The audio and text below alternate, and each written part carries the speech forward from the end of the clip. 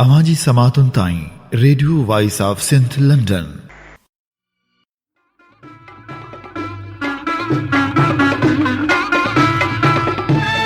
आवाया अमदाद हुसैनी। कारी कारी रात मथों बरसात न वञो अॼु रात रही पो रात रही पो रात रही पो कारी कारी रात। ऐं अभी ॿुधी रहिया आहियो मुंहिंजे पसंदि जो प्रोग्राम सूरज शाखूं कढे जो चंद्र तनाया जो निहारी मुखे मावे अलवक्त तनाया जो पुकारी मुखे ईद जो चंद्र तनाया। सॼे सिंध में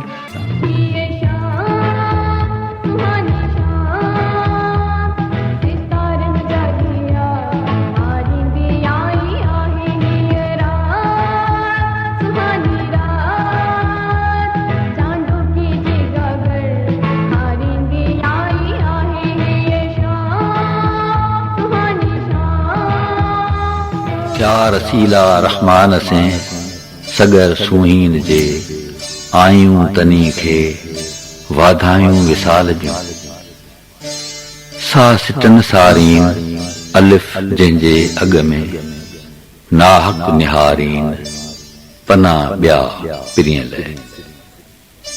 अखर पढ़ी अभागिया काज़ी थिए क्या भेरिए भाइए एॾा ईअं न आ इन सुर्खीअ संदो सार पुछज आज़ादी रखे।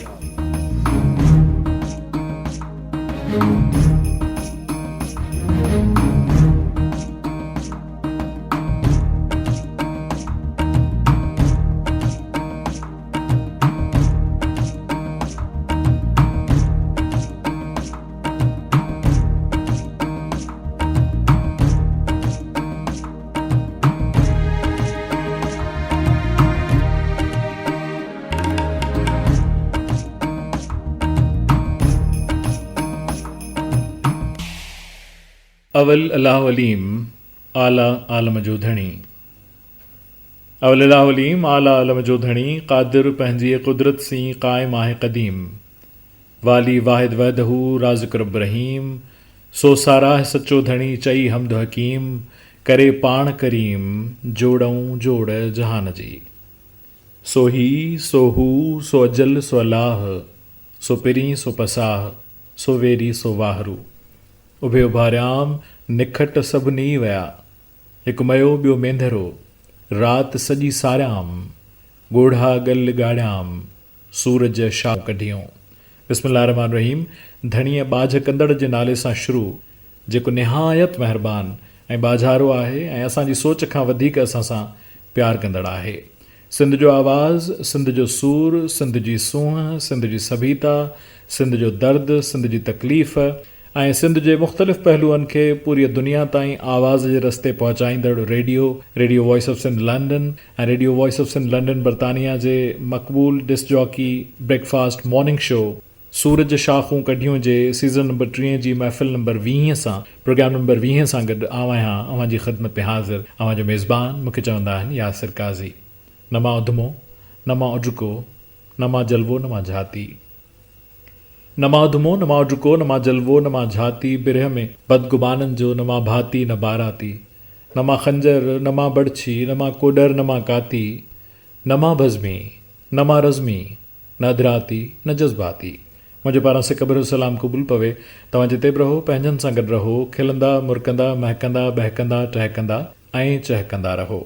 मुंहिंजो तवार वार थो दम दम दुआ करे कोसो लगे न वाव सजण खे खुदा करे जितने सुखन हैं उनमें यही है सुखम दुरुस्त अल्लाह आबरू से रखे और तंदुरुस्त।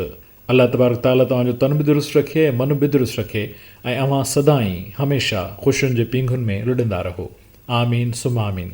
साईं मुंहिंजो ख़ुशि वेठा आहियो ख़ैर ॿाहिरियूं मज़े में ठीकु ठाक ॿारड़ा बचड़ा नंढड़ा वॾड़ा ओड़ियारा पाड़े वारा ओड़े वारियूं पाड़े वारियूं माल मता ढोर डगा संगती साथी हारी नारी सभु ख़ुशि।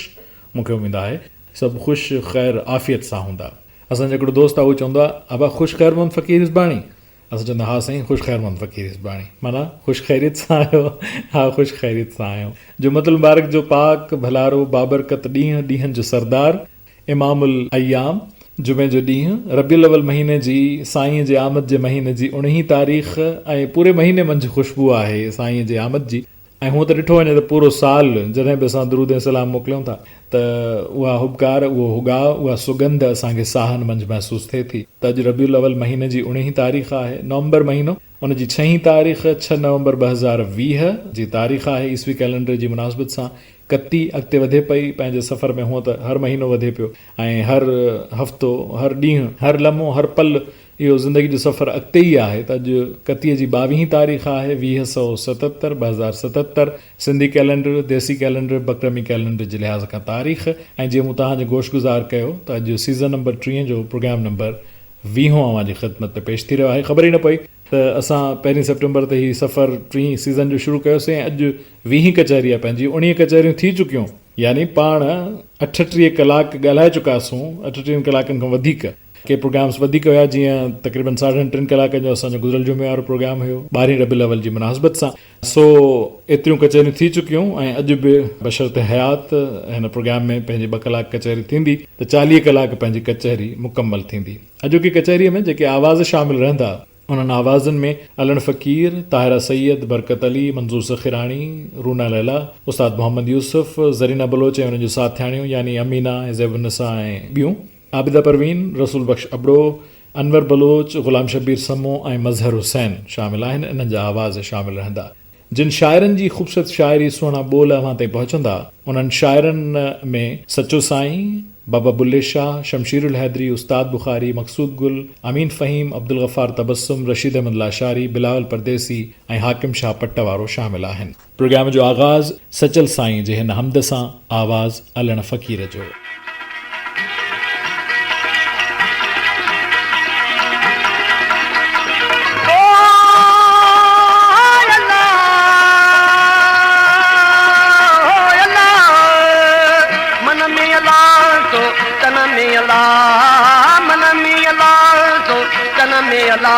महबूब गुली हो मन में अल्लाह, महबूब गुली मन में अल्लाह, तो तन में अल्लाह, मन में अल्लाह, तो तन में अल्लाह, महबूब गुली हो मन में अल्लाह, महबूब गुली।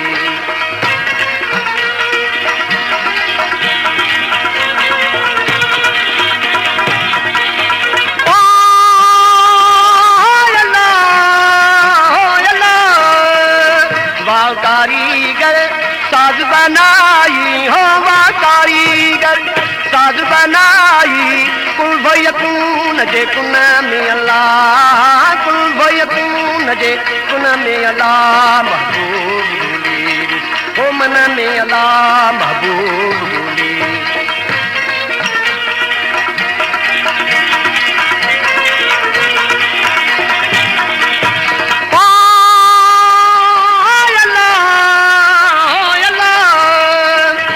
भाई दो बाजार घुनी पियो, बेवाई दो बाजार घुनी तो, गुलफुल बाग बदन में अल्लाह, गुलफुल बाग बदन में अल्लाह, महबूब गुली मन में अल्लाह, महबूब गुली।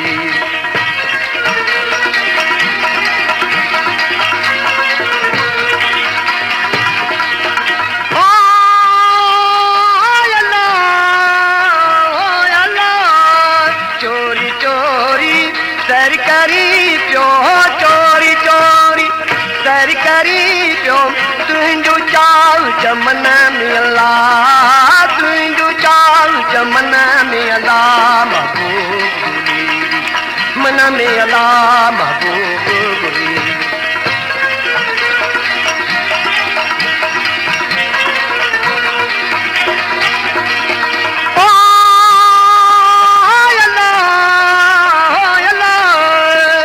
सचल साईं सही कर जा तू हो, सचल साईं सही कर जा तू, यार मिलो कटपन में अल्लाह, यार मिलो कख पन में अला महबूब भूली मन में अला महबूब भूली मन में अला सो तन में अला मन में अला सो तन में अला महबूब भूली मन में अला महबूब भूली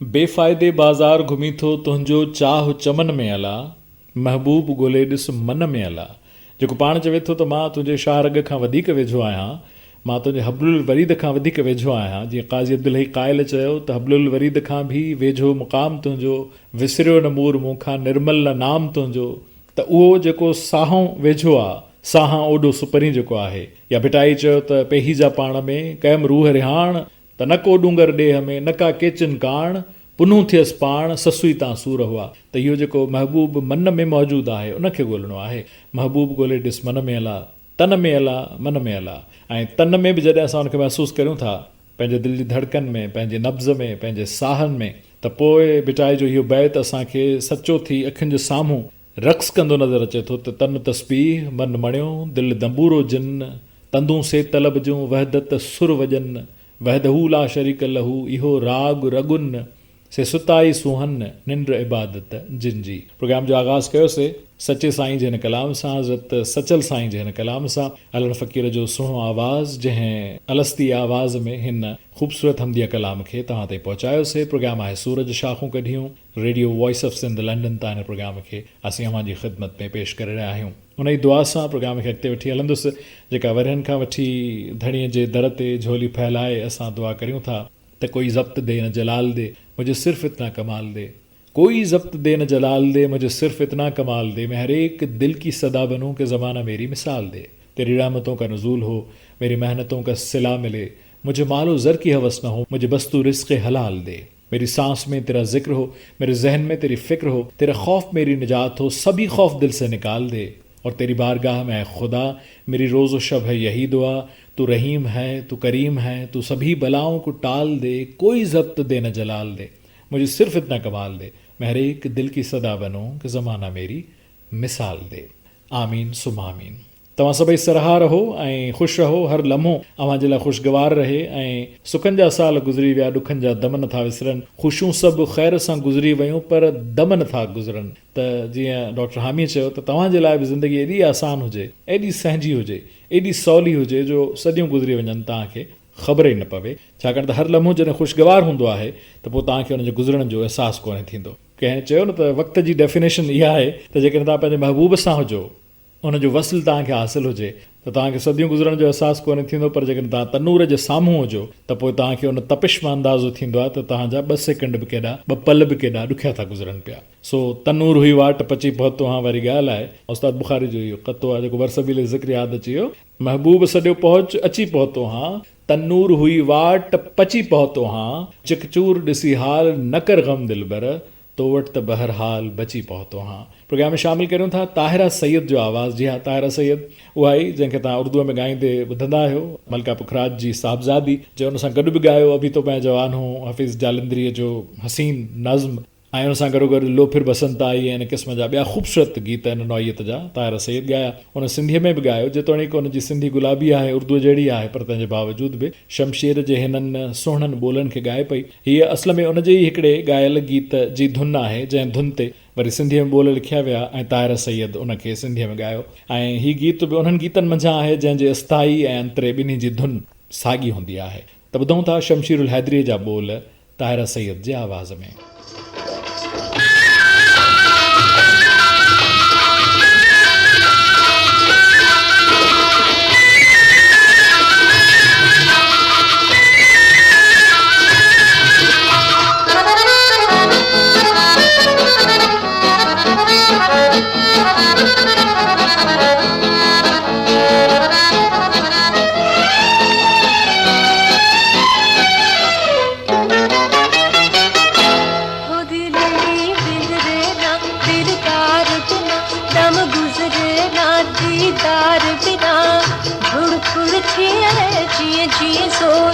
शोर करे मन जो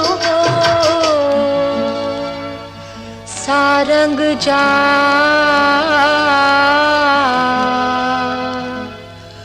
साठ पसीने बाहर रह जी भड़का दिलड़ी बिंदरेना हो दिलड़ी बिंदरेना हो दिलड़ी बिंदरेना हो दिलड़ी बिंदरेना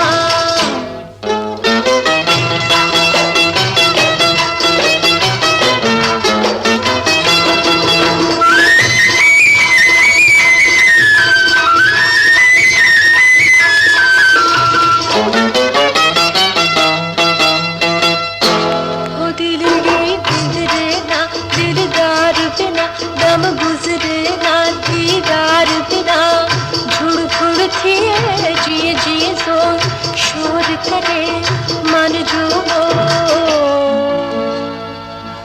रह जीवई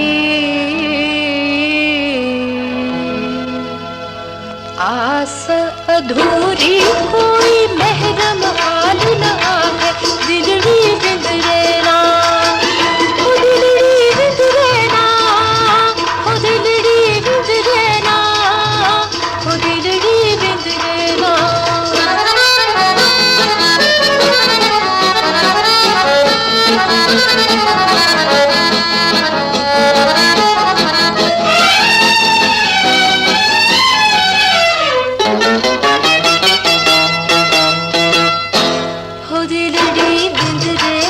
दिलदार बिना दम गुजरे ना दीदार बिना झुड़ फुड़ थिए जिए जिए सो शोर करे मन जो हिकड़ी दिल सूरस में की घर खायल जिंदड़ी दिलड़ी बिंदरेना हो दिलड़ी बिंदरेना हो दिलड़ी बिंदरेना हो दिलड़ी बिंदरेना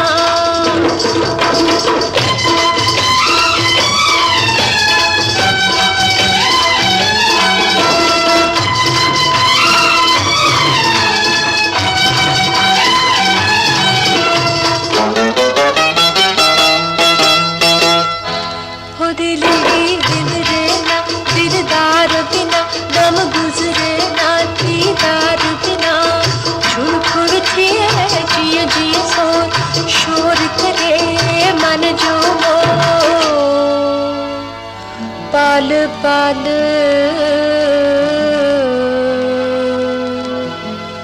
पूरा पवन की बिसर प्रीत पुरानी दिलड़ी बिंदरेना हो दिलड़ी बिंदरेना हो दिलड़ी बिंदरेना हो दिलड़ी बिंदरेना हो दिलड़ी बिंदरेना हो दिलड़ी बिंदरेना हो दिलड़ी बिंदरेना हो दिलड़ी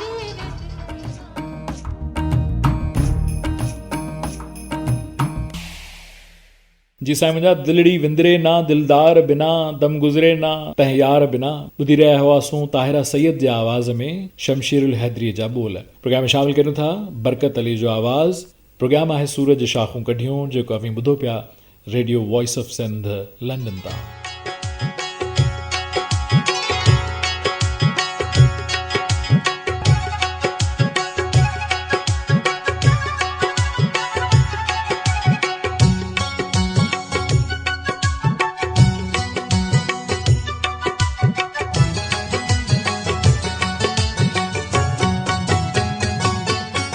अचो हिकिड़ो भेरो असां सां ॻाल्हायो, अचो हिकिड़ो भेरो असां सां ॻाल्हायो।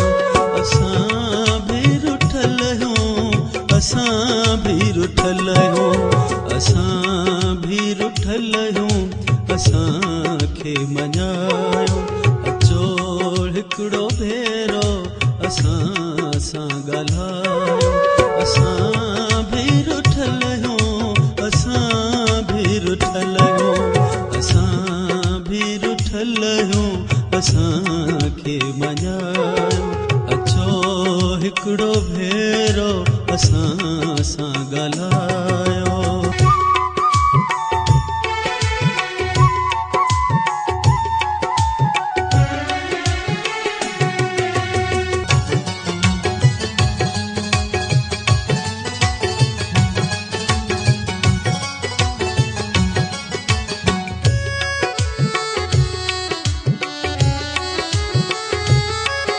सभई ॾोह साईं असां ॾे त नाहिनि, सभई ॾोह साईं असां ॾे त नाहिनि, सभई ॾोह साईं असां ॾे त नाहिनि। अव्हां बि अखियुनि खे झलियो ऐं लिकायो, अव्हां बि अखियुनि खे झलियो ऐं लिकायो। असां बि रुठल आहियूं, असां बि रुठल आहियूं, असां बि रुठल आहियूं, असांखे मञायो। अचो हिकिड़ो भेरो असां सां ॻाल्हायो।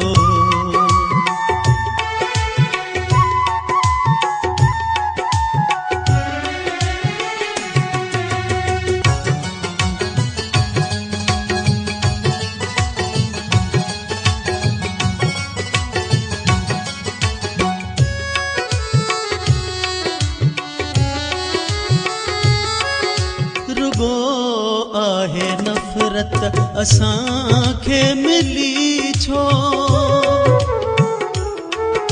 रुगो आहे नफ़रत असांखे मिली छो, रुगो आहे नफ़रत असांखे मिली छो। छा क़िस्मत अहिड़ी अव्हां ॿुधायो, छा क़िस्मत अहिड़ी अव्हां ॿुधायो। असां बि रुठल आहियूं, असां बि रुठल आहियूं, असां बि रुठल आहियूं, असांखे मञायो। अचो हिकिड़ो भेरो असां सां ॻाल्हायो। असां बि रुठल आहियूं, असां बि रुठल आहियूं, असां बि रुठल आहियूं, असांखे मञायो।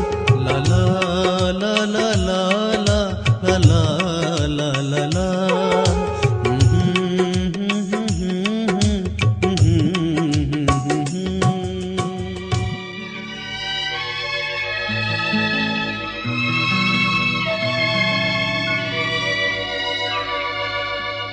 आऊं आहियां अब्दुल गफ़ार तबस्सुम।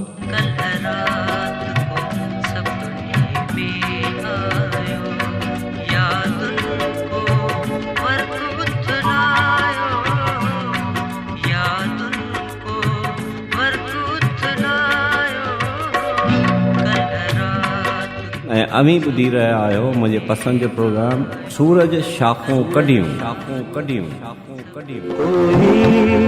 ॾिसे त तबस्सुम जी मुफ़लिसी करार को चराग कोई गम न का खुशी। किनारे ते कल चंद्र ॾिसण आई, हिकु चंद्र तमाशो हो, हिकु चंद्र तमाशाई।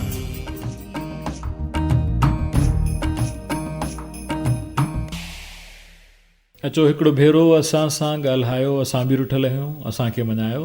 ऐं सिंधीअ में मञायो लफ़्ज़ उनजो इस्तेमालु ग़लति आहे। असांखे परचायो, सिंधीअ जो जेको लफ़्ज़ आहे सो परचायो आहे।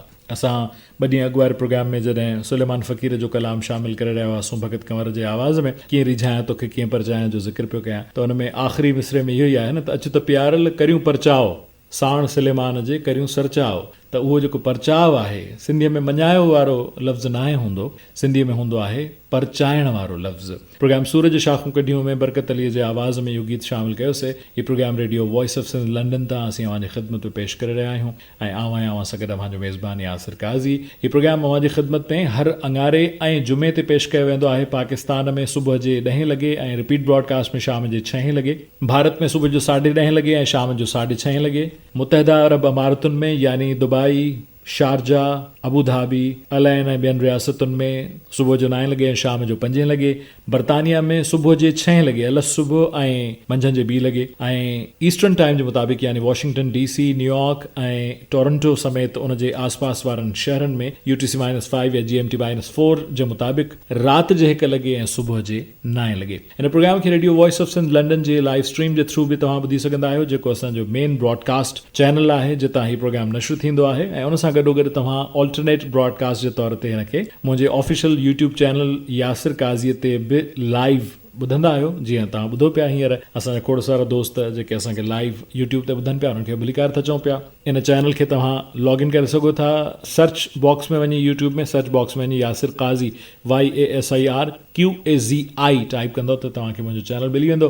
मुंहिंजी तस्वीर सां गॾु जेकॾहिं तव्हां डायरेक्ट एड्रेस बार में लिखणु चाहियो त तव्हां लिखी सघो था youtube.com/FMWQY त तव्हां इन ज़रिए बि लॉगिन करे सघो था ऐं पहुची सघो था। ऐं हाणे त असां मुंहिंजो जेको फेसबुक जो फैन पेज आहे यानी facebook.com/DJ यासिर काज़ी DJYSIR QAZI उन तां बि असां लाइव वञूं पिया। जेके दोस्त मूंखे फेसबुक ते ॿुधनि पिया उन्हनि खे बि असां प्रोग्राम में भलीकार था चऊं।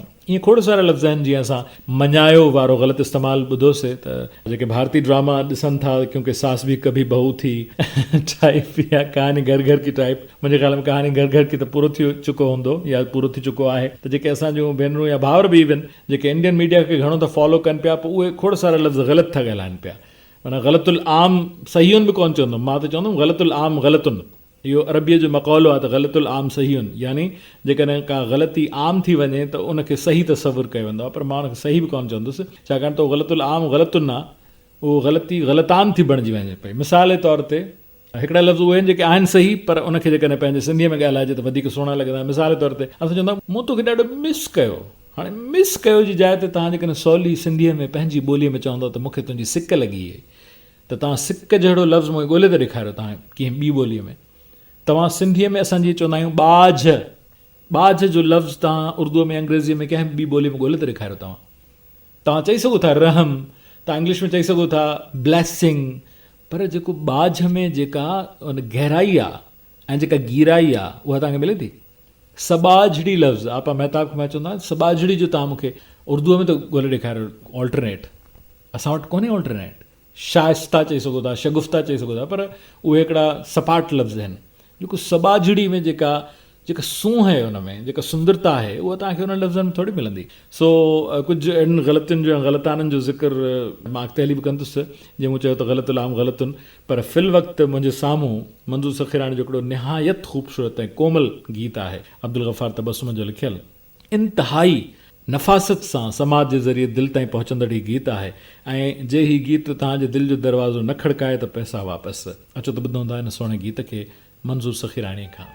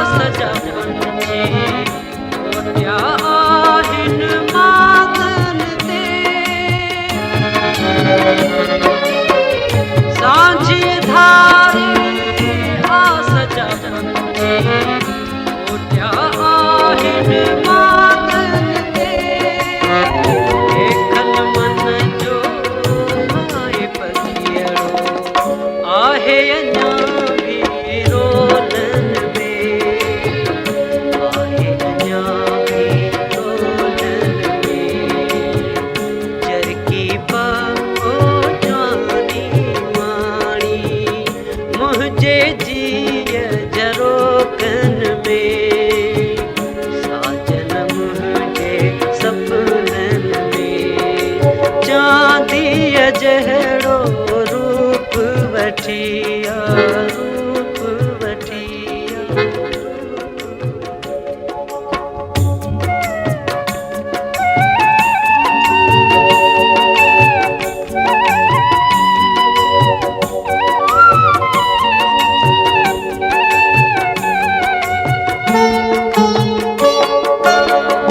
मुर्क तमाक पवे कर साईं, रात सजी रावेलन ते,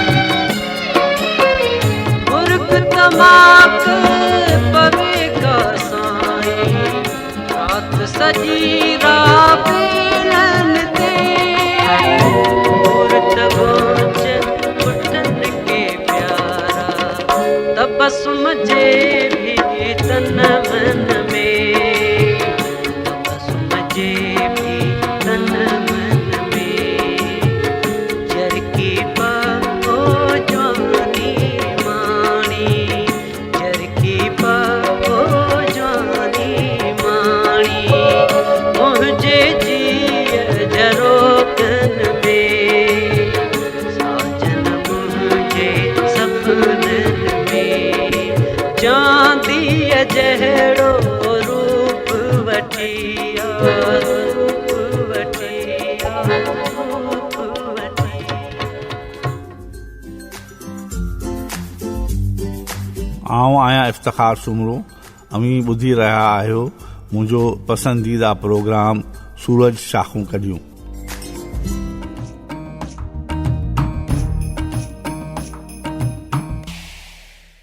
चांदीअ जहिड़ो रूप वठी आ साजन मुंहिंजे सपननि में, कहिड़ो सुहिणो गीत हुयो जेको पाण ॿुधोसीं मंज़ूर सखीराणीअ जे आवाज़ में। Programme Suraj शाखूं Kadhiyun radio voice of Sindh London तां असीं पंहिंजी ख़िदमत में पेश करे रहिया आहियूं। हीउ कलाम आहे अमीन फ़हीम जो, आवाज़ रूना लैला जो। अचो त ॿुधूं।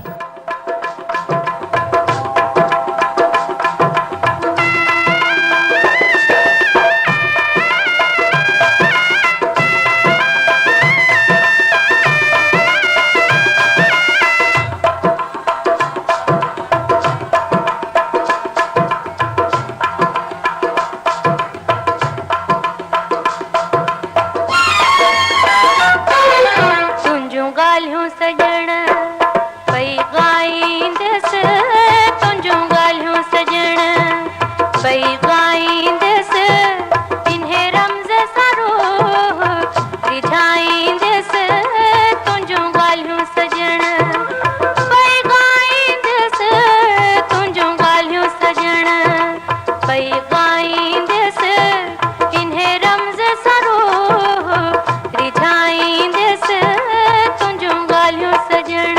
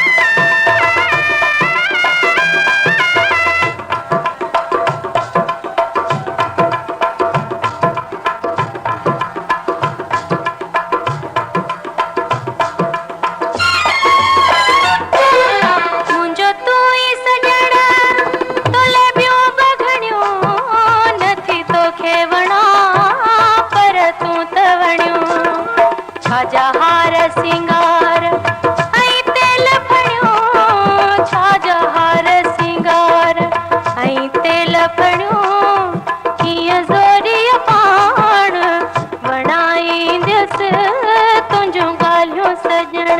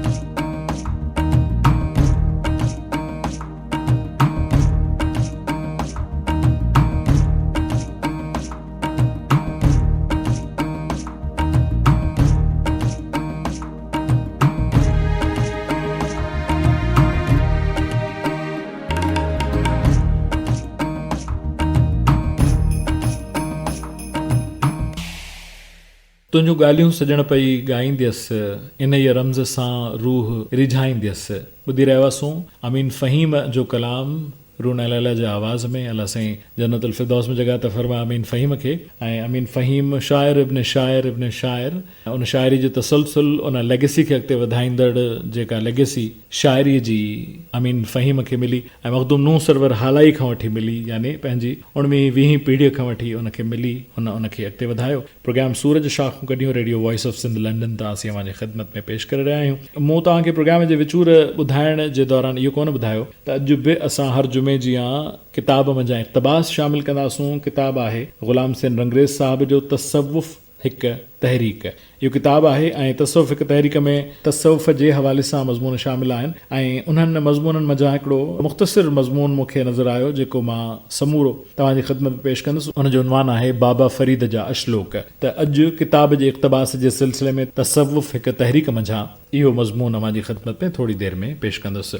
मूं ग़लतियुनि जो ज़िक्र पिया कयो, ख़ासि तौर ते उर्दू ॻाल्हाईंदे बि हाणे मीडिया जी ज़ुबान ख़राब थी वई आहे। अॻे चयो वेंदो हो त जेकॾहिं तव्हांखे पंहिंजी सूरत ख़ती दुरुस्त करणी आहे त अख़बारूं ऐं रसाला पढ़ो ऐं उन में जीअं ॿोली लिखियलु आहे उहा उअं ई लिखी वञे, ऐं जेकॾहिं तलफ़ुज़ दुरुस्त करिणो आहे त तव्हां रेडियो ऐं टेलीविज़न ॾिसो ऐं ॿुधो। पर अॼुकल्ह त अहिड़ी ॿोली ख़राब थी वई आहे रेडियो ऐं टेलीविज़न जी, जो मां त ईअं रिकमेंड कंदुसि त जेकॾहिं अव्हांखे पंहिंजो लहजो ख़राबु करिणो आहे, पंहिंजी ॿोली ख़राबु करणी आहे त तव्हां टेलीविज़न चैनल्स ॾिसो, ऐं जेकॾहिं तव्हांखे पंहिंजो लहजो बिगाड़णो आहे त रेडियो ॿुधो, ऐं सूरत ख़ती जेकॾहिं ख़राबु करणी अथव त तव्हां अख़बारूं अॼुकल्ह जूं ॾिसो या पढ़ो ऐं रिसाला ॾिसो या पढ़ो, या वरी जेको फेसबुक ते सोशल मीडिया ते जेका ॿोली लिखिजे थी। मां ॿोलीअ जी क्वालिटी जी ॻाल्हि थो करियां पियो, यानी टेक्निकली उनजे दुरुस्त हुजण या ग़लति हुजण जी ॻाल्हि थो करियां।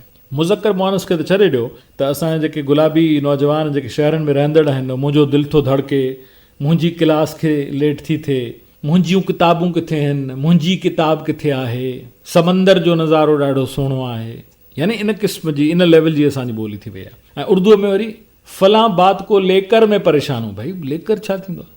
उर्दूअ जो गढ़ जेतोणीक दिल्ली रहियो आहे, जेतोणीक मेरिट रहियो आहे, जेतोणीक दक्कन रहियो आहे, पर उर्दूअ जे सही ॻाल्हाइण जो ज़िमो इन करे असां ते आहे जो उहा क़ौमी ॿोली असांजी आहे। सो असां वटि उन्हनि वांगुरु छो ट्रेंड पइजी वियो आहे? फलां बात को लेकर, फलां बात को लेकर छा? फलां बात से मुतालिक, फलां बात के हवाले से ये बात मैं कहना चाह रहा हूँ। को लेकर जो कहिड़ो जवाज़ आहे? अहिड़ियूं खोड़ सारियूं ग़लतियूं। सो बरसबील ज़िक्र इहा हिकिड़ी ॻाल्हि कयमि, ॻाल्हि मंझां ॻाल्हि निकिती, तॾहिं मां तव्हां सां शेयर कयमि। रशीद अहमद लाशारीअ जो लिखियलु हिकिड़ो ख़ूबसूरत गीत, फिल्मी गीत तव्हांजी ख़िदमत में पेश करां थो उस्ताद मोहम्मद यूसुफ जे आवाज़ में। ऐं उस्ताद मोहम्मद यूसुफ जीअं काफ़ी कलाम जो बादशाह हुयो, यानी असुल जो क्लासिकल हू उस्ताद मंज़ूर अली ख़ान खां सिखियो, त जीअं उस्ताद मंज़ूर अली ख़ान चवंदो त जहिड़ो राणो यूसुफ थो ॻाए मां बि कोन थो ॻाए सघां। इहो वॾो कॉम्प्लीमेंट आहे हिकिड़े उस्ताद जो पंहिंजे शागिर्द जे लाइ। त काफ़ी कलाम जो त बादशाह ऐं शहनशाह हुयो, रोमांटिक गीतनि जो बि शहनशाह हुयो, पर हू मज़ाहिया कलाम कीअं थो ॻाए पियो। अचो त ॿुधूं था हुनजे आवाज़ में, उस्ताद मोहम्मद यूसुफ़ जे आवाज़ में। हीउ ॾाढो मज़ेदार क़िस्म जो तव्हांजे लबनि ते मुर्क विखेरींदड़ ही ख़ूबसूरत गीत छो थी करी कतलाम। तव्हां मुंहिंजा घणनि ॿुधो हूंदो, पर थी सघे थो त घणे अरसे खां पोइ तव्हां ॿुधंदा हुजो। हिन मज़ेदार गीत खे, मज़ाहिया गीत खे तव्हांजी ख़िदमत में पेश करियां थो। जीअं मूं तव्हांखे ॿुधायो त ॿोल आहिनि रशीद अहमद लाशारी जा। प्रोग्राम सूरज शाखूं कढियो में तव्हांजे चपनि ते मुर्कूं विखेरण जे लाइ ही तोहफ़ो। ओ चौथी करी कतलाम, हाय हाय चौथी करी कतलाम, माण्हू असांखे महणा ॾींदा, महणा ॾींदा अखी न छॾींदा, महणा ॾींदा अखी न छॾींदा। ओ चौथी करी कतलाम, हाय हाय चौथी करी कतलाम।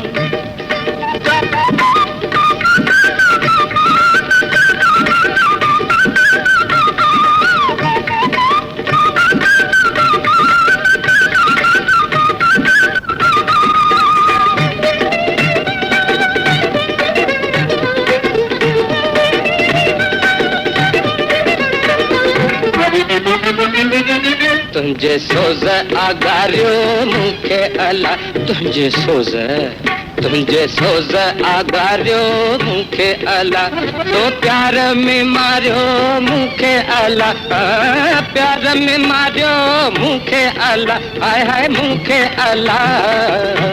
सनड़ो थी वियो आहियां, ओ बिरह कयो बदनाम, हाय हाय बिरह कयो बदनाम, माण्हू असांखे महणा ॾींदा, महणा ॾींदा की न छॾींदा, महणा ॾींदा की न छॾींदा। ओ चौथी करी कतलाम, हाय हाय तंग भॼई चौथी करी कतलाम, साह न कठ।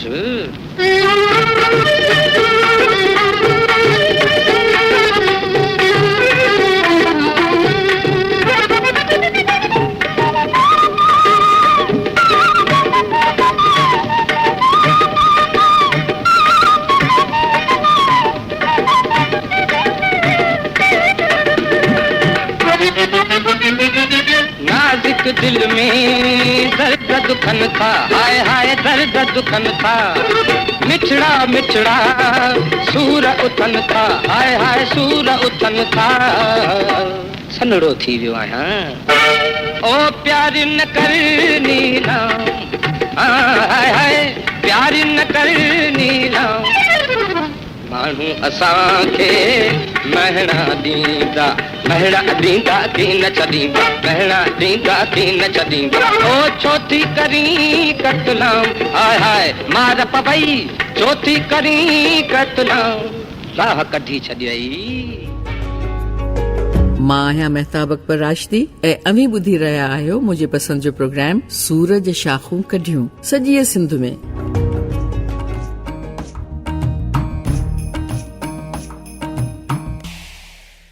जी साईं, मुंहिंजा चौथी करी कतलाम, चौथी करी हाणे इहो तव्हां ई ॿुधाए सघो था। उस्ताद मोहम्मद यूसुफ़ जे आवाज़ खे शामिल कयोसीं प्रोग्राम सूरज शाखूं कढियो में। प्रोग्राम खे अॻिते था वठी हलूं हिन सुहिणे सहरे सां। हीउ सहरो लिखियो बिलावल परदेसीअ ऐं मूंखे उमेदु आहे त जी ज़रीना बलोच, ज़ेबुनिसा, अमीना ऐं सरतुनि जे आवाज़ में। यकीनन ही तव्हांखे सहरो पसंदि ईंदो। दिलि ईंदो लुटणु अॼु ढोलणो, वञी ईंदो वठणु अॼु ढोलणो। जेके बि ढोलणा ऐं ढोलणियूं हिन प्रोग्राम खे ॿुधनि पिया, उन्हनि सभिनी जे समातुनि जे नज़र हीउ सुहिणो सहरो सूरज शाखूं कढियो में।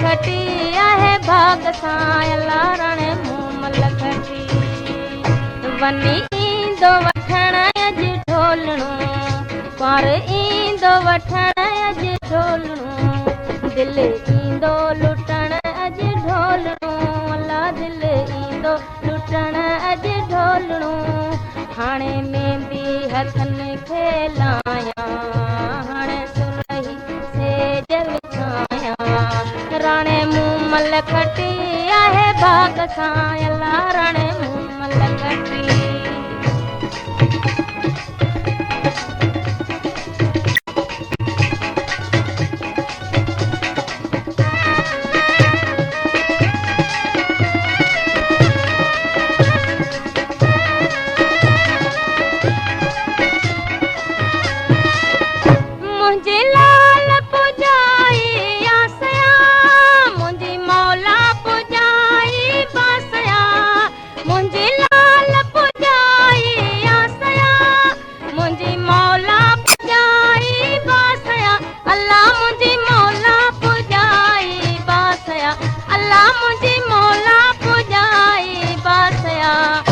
दिल ईंदो लुटण अॼु ढोलणो अला दिल ईंदो लुटण अॼु ढोलणो हाणे मेहंदी हथनि खे लायां हाणे सुरही सेज विछायां राणे मूमल खटी आहे भाग सां अला राणे मूमल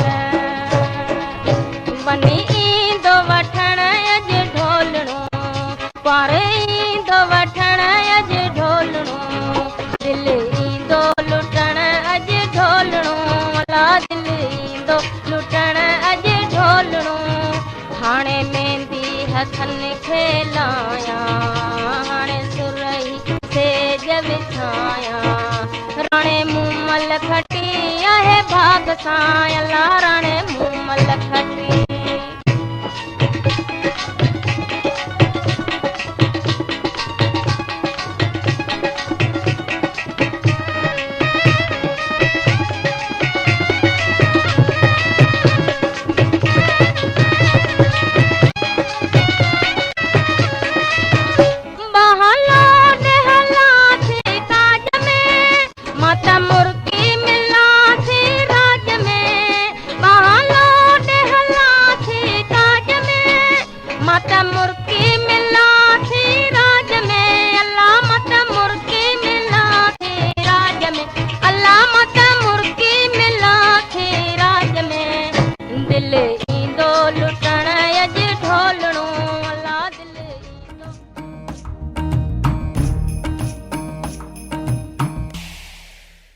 जी साईं मुंहिंजा वञी ईंदो वठणु अॼु ढोलणो अॻे जंहिं वञी वठणु वेंदो हो ढोलणो त उनखे को टेंशन कोन हूंदो हुयो ॾाढी सस्ती शादी थी वेंदी हुई ऐं घर में सभई महिमान ईंदा हुआ त रहंदा जेतोणीकि उहे हफ़्तनि जा हफ़्ता ऐं महीननि जा महीना हुया पर उहे कमु विराए खणंदा हुया उहे जेके कंहिं ते ॿार कोन थींदा हुआ सभई कमु विराए खणंदा हुया ऐं उहे कम में हथु वंडाईंदा हुया ऐं ओड़े पाड़े मंझां खटूं बि घुराइबियूं हुयूं त हंध बिस्तरा बि घुराइबा जिन ते नाला लिखिबा हुया ऐं केॾो वॾे में वॾो काज बि उहो उन में ख़ुशी बि हूंदी रियल ख़ुशी शामिलु हूंदी छाकाणि त उन में सिक ऐं उकीर ऐं हुब शामिलु हूंदी हुई पर अॼुकल्ह तव्हां ॾिसो त सभिनी खां वधीक जेको पघर हूंदो आहे कंहिंजे मथे ते हूंदो आहे कंहिंजी पेशानी ते हूंदो आहे घोट जे पीउ ऐं कुंवार जे पीउ जे पेशानीअ ते ख़ासि करे कुंवार जे पीउ जे पेशानी ते छाकाणि त उहा जेका हिकिड़ी डिघी लिस्ट हुनखे मिलियल आहे जेके शयूं ॾाज में हुनखे पूरियूं करणियूं आहिनि कॾहिं कॾहिं त बंगलो बि आहे गाॾी बि आहे जे न त हिकिड़ो झझो मिक़दार गोल्ड जो आहे इहे मटिजंदड़ जेके ट्रेंड्स आहिनि उन्हनि असांजूं हक़ीक़ी ख़ुशियूं खसे वरितियूं आहिनि जीअं मां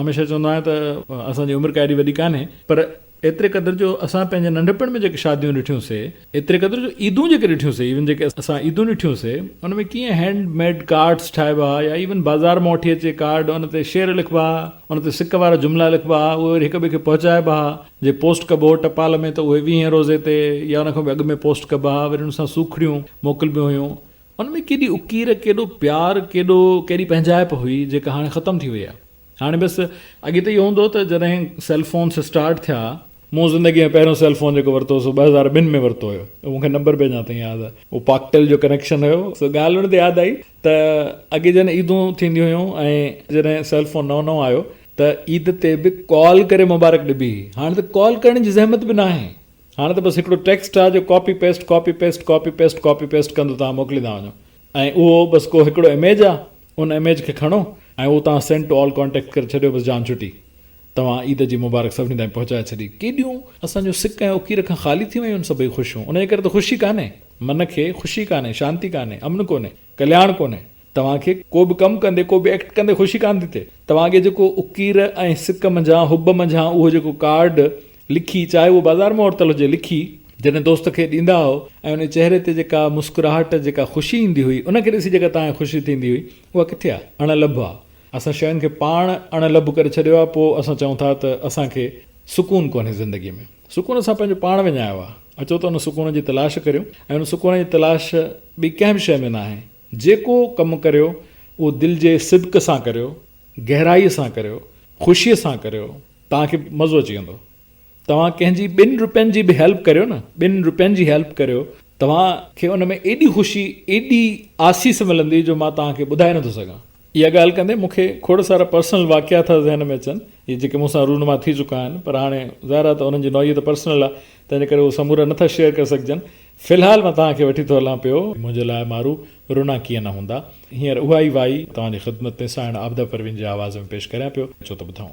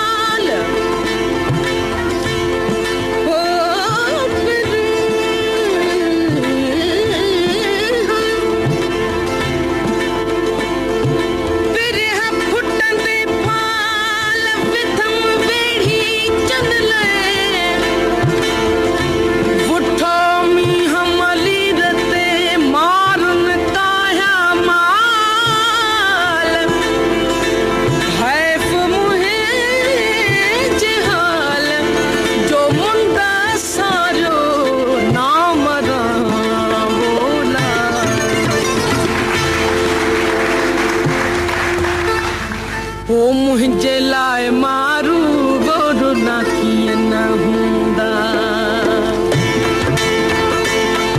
ओ मुंहिंजे काणे अबाणा गोॾो न कीअं न हूंदा, ओ मूं लाइ मारू गोॾो न कीअं न हूंदा, ओ मूं काणे अबाणा गोॾो न कीअं न हूंदा। पलव पांद तिल जा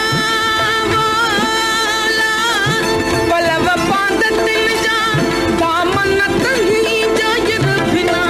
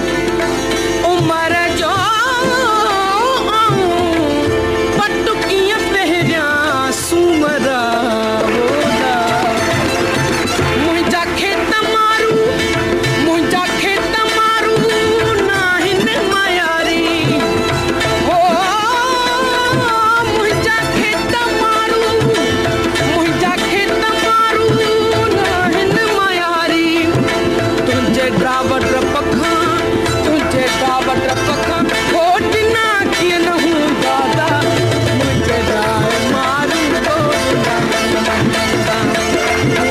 लाए मारू पलव पांत तिल जा पलव पांत तिल जा दामन तही जाजत बिना किए न हूँ दादा मुझे राय मारू रुना की न हूँ ओ काणे अपना रुना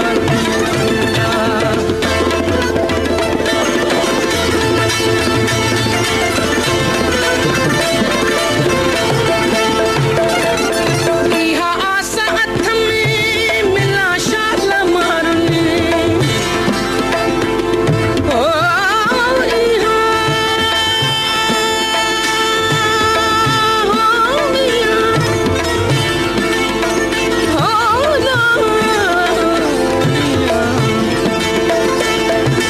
इहा आसा हथ में मिला शाल मारने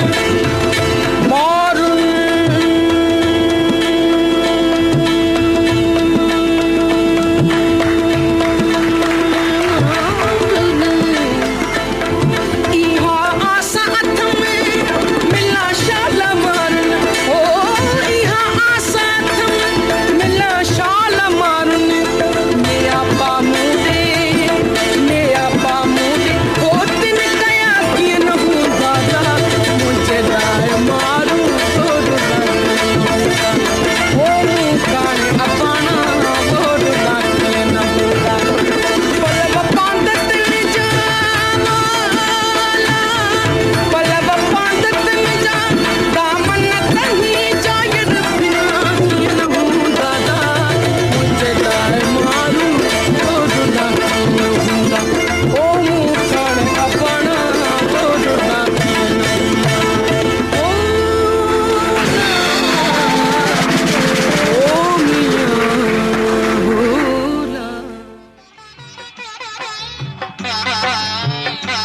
आऊं आहियां हमीदा खून ऐं अवीं ॿुधी रहिया आहियो सिंध जी सूंहं प्रोग्राम सूरज शाखूं कढियूं सूरज शाखूं कढियूं हर घिटी हर जाए तू रोशनी फैलाए तू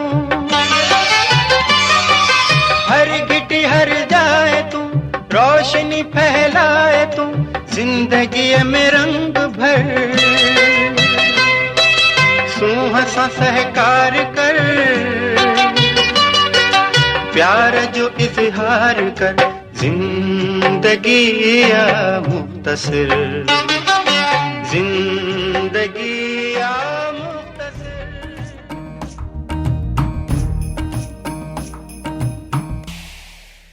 साइमन जा कलाम साइण आबदा परवीन जे आवाज़ में प्रोग्राम में शामिल कयोसीं प्रोग्राम आहे Suraj शाखूं Kadhiyun radio voice of Sindh London तां हिन प्रोग्राम खे असीं अव्हां जी ख़िदमत में पेश करे रहिया आहियूं प्रोग्राम में शामिल करियां थो रसूल बख्श अबड़े जे आवाज़ में बुल्ले शाह जो कलाम जंहिंखां पोइ किताब मंझां इक़्तिबास पेश कंदासूं हीअ आहे बुल्ले शाह जो कलाम रसूल बख्श अबड़े जो आवाज़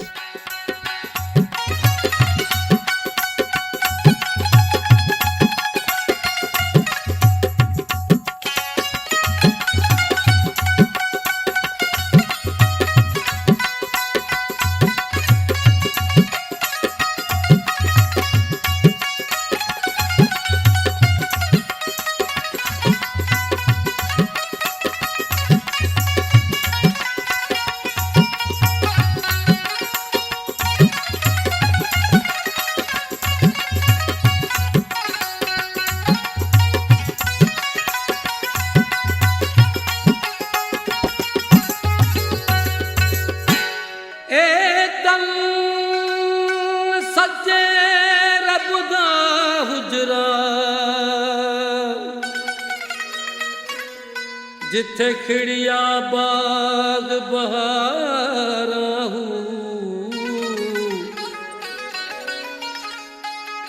विच मुसल्ला विच मसीती विच सजदा सारा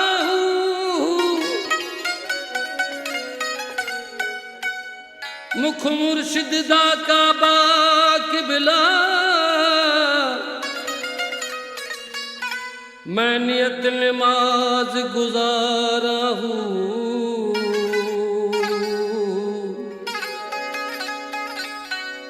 मुख मुर्शिद दा काबा किबला मैं नियत नमाज गुजारा हूँ मुर्शिद कामिल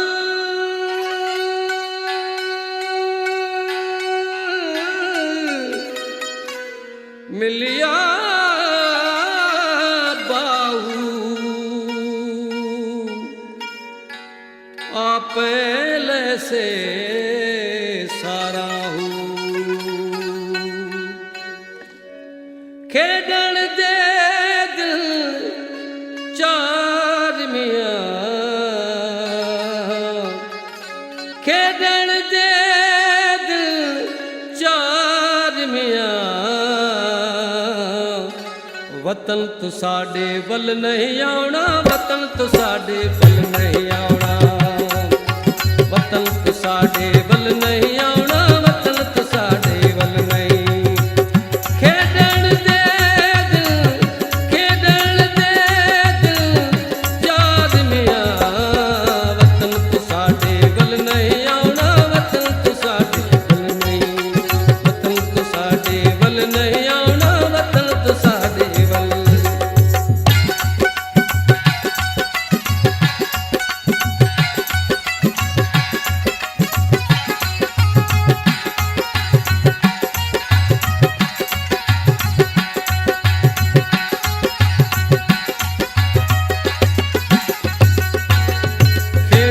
खेड दे कंडड़ा लगड़ा खेड दे कंडड़ा लगड़ा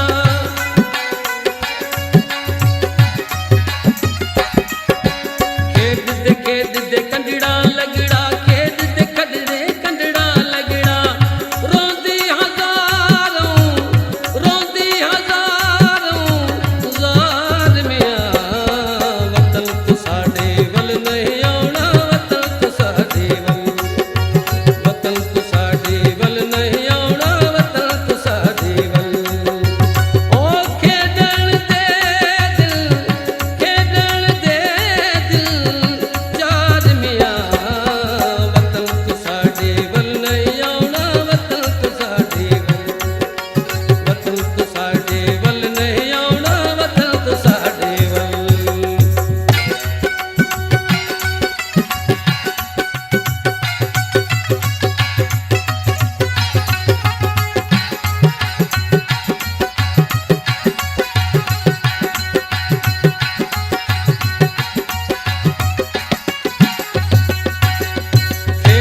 खेड दे शामा पै गया खेड दे शामा पै गया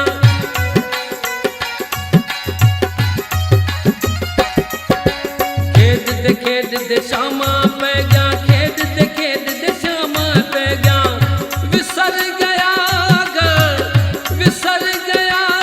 घर बाद अला वतन तो साडे वल नहीं आउणा वतन तो साडे वतन तो साडे वल नहीं आउणा वतन तो साडे वल ओ खेडण दे दिल चार अला वतन तो साडे वल नहीं आउणा वतन तो साडे वल वतन तो साडे वल नहीं आउणा वतन तो साडे वल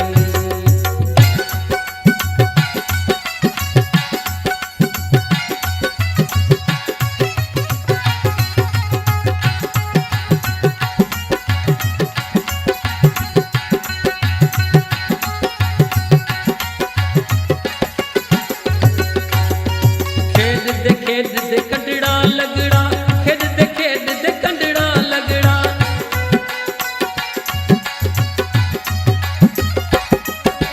खेड दे कंडड़ा लगड़ा खेड दे कंडड़ा लगड़ा रोंदी हजारों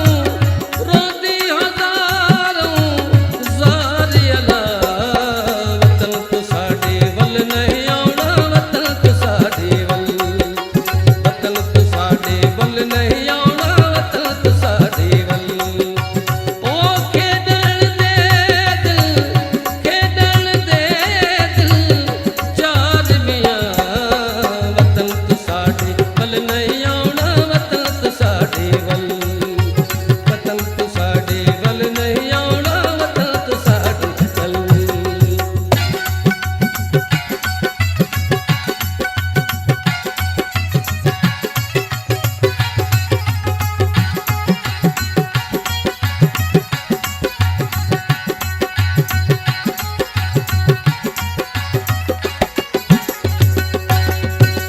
खेॾणा है तो खेॾ बुले शाह खेॾणा है तो खेॾ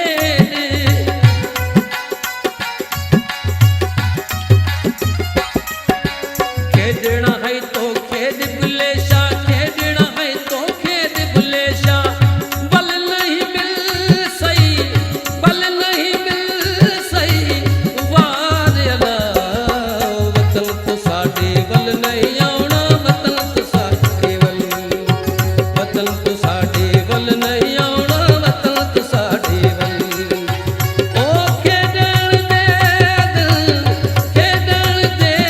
दिल चार में आ वतन तो साडे बल नहीं आउणा वतन तो साडे बल वतन तो साडे बल नहीं आउणा वतन तो साडे बल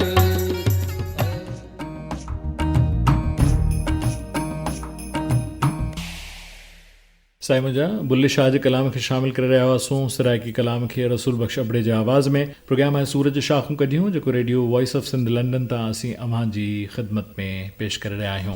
प्रोग्राम में शामिल करां थो हींअर किताब मुंहिंजा इक़्तिबास पर उन इक़्तिबास में जेको मज़मून तव्हां ताईं पहुचाए रहियो आहियां उन में ज़िक्र आहे बाबा फरीद जो ऐं उन जे अश्लोकनि जो यानी उन जी शाइरीअ जो। मां इहो क्लियर कंदो हलां जीअं मूं ॿ ॾींहं अॻु वारे प्रोग्राम में दरिया ख़ान ज़ंगेजे जो ज़िक्र कयो हो ख़्वाजा ग़ुलाम फरीद ज़ंगेजे जो, त इहो क्लियर कंदो हलां त पंजाब जा 2 शाइर तमामु घणा मक़बूल आहिनि। हूअं त बुल्ले शाह मक़बूल आहे पर हींअर 2 फरीदनि जो ज़िक्र था करियूं पिया। हिकिड़ो आहे बाबा फरीद ऐं हिकिड़ो आहे ख़्वाजा फरीद।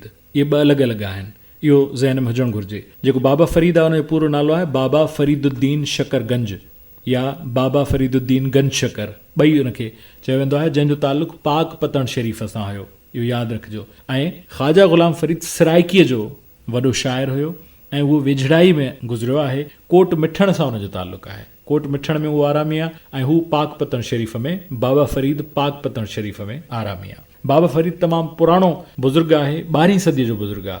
12वीं सदीअ में पैदा थियो ऐं 13वीं सदीअ में वफ़ात कयईं। 1173 में कोठेवाल में पैदा थियो ऐं 7 मई 1266 उन जे वफ़ात जो साल आहे, यानी 13वीं सदीअ में पाक पतन में उन जो इंतकाल थियो। जॾहिं त ख़्वाजा ग़ुलाम फरीद कल्ह जी ॻाल्हि आहे, यानी तारीख़ जे साम्हूं 200 साल या 300 साल कुझु बि न आहिनि हूंदा। ऐं ख़्वाजा ग़ुलाम फरीद खे त वफ़ात कए 119 साल मस थिया आहिनि।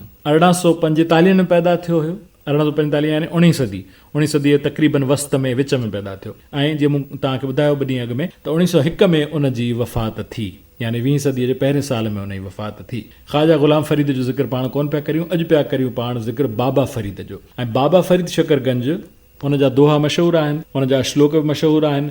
हिकिड़ो तव्हां मशहूरु दोहो ॿुधो हूंदो त कागा सभु तन खाइयो, मारा चुन चुन खाइयो मांस, 2 नैना मत खाइयो जिन्हें पिया मिलन की आस।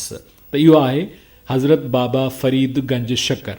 इहो ॿुधी तव्हांखे हैरत थींदी त बाबा फरीद गंज शकर न रुगो पंजाबीअ जो पहिरियों शाइर हुयो, न रुगो सराइकीअ जो पहिरियों शाइर हुयो, बल्कि सिंधीअ जो बि पहिरियों शाइर हुयो, जंहिंखे असां सिंधीअ जो चौसर चवंदा आहियूं।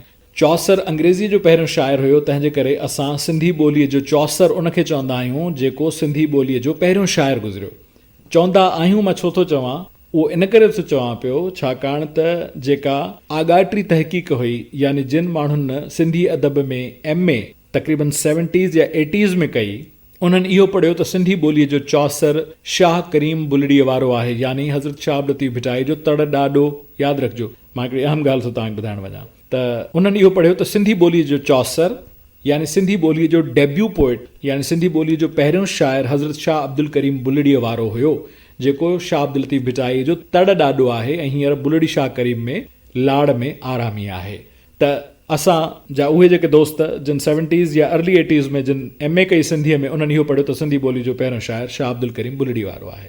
रिसर्च जो मतिलबु आहे त उहा रिसर्च माना वरी ॻोल्हणु, रिसर्च लफ़्ज़ जो तव्हां इश्तिक़ाक़ कंदो या भञंदो उनखे त उनजी माना आहे री माना वरी, सर्च माना ॻोल्हणु, वरी ॻोल्हणु माना जेका शइ वरी वरी ॻोल्हिजे ऐं उन में इनोवेशन ईंदी रहे, उन में मॉडिफिकेशन ईंदी रहे, उनखे रिसर्च चइबो आहे।